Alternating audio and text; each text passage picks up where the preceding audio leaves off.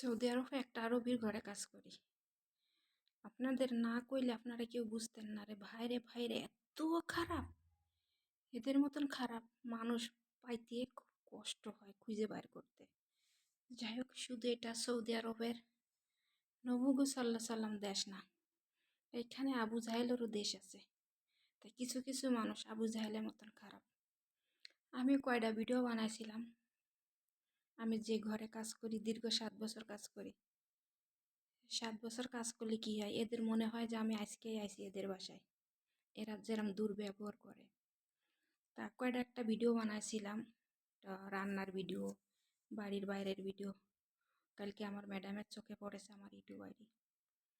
উনি আসে এরম চোখ রাঙা রাঙা আমার কাছে, চোখগুলো এত বড় বড় এদের, চোখ রাঙা রাঙা আমার কাছে যেমন হচ্ছে জেলখানার যে কয়েদ জল্লাদ থাকে না, জল্লাদ যাদের ফাঁসি দেয়, সে জল্লাদের মতন। আমি তো ভয় পেয়ে গেছি, আমার গা কাঁপতেছে।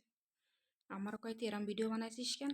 আল্লাহ, তা ভিডিও বানাইছি, তা তোর সমস্যা কি? পরে আমারে কয় যে আমার ভিডিও বানাইছি, সারা মানুষ আমার ভিডিও বাড়ি দেখতেছে, তুই আমার বাড়ি দিয়ে ভিডিও বানাই ইউটিউবে ছাড়িসির, সারা দুনিয়ার মানুষ আমার বাড়ি দেখতেছে। তা আমি কাছে তুই তো বাড়ি বানাইছিস উপরে, তা সারা দুনিয়ার মানুষ দেখবে না? তাহলে তুই বাড়িটা নিচে বানাতিস, কেউ দেখতো না। আমি কোনো কথা কইনি, কিন্তু এরা বিশাল খারাপ, এরা ভয়ঙ্কর খারাপ। কেন? দেশের সরকার ভালো, এর জন্য এরা খারাপ।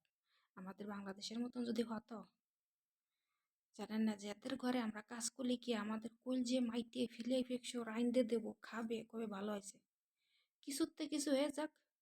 এমন খারাপ ব্যবহার করবে এরা আমাদের সাথে যে মনে করে আমরা আজকে এদের বাড়ি কাজ করতে আসি। যাই হোক, আজকে আমার ভিডিওটা লং হয়ে গেছে। সৌদি আরবে কাজের জন্য আইসেন না, আরবিরা ভালো না। পারলেন টাকা খরচ করে মেডিকেল বিষয়, কোম্পানি বিষয়ে আসেন, কিন্তু আরবির ঘরে কাজ করার জন্য কেউ আসেন না। সবার কাছে একটাই অনুরোধ, ভিডিওটা ভালো লাগলে সবাই একটু কমেন্ট করবেন।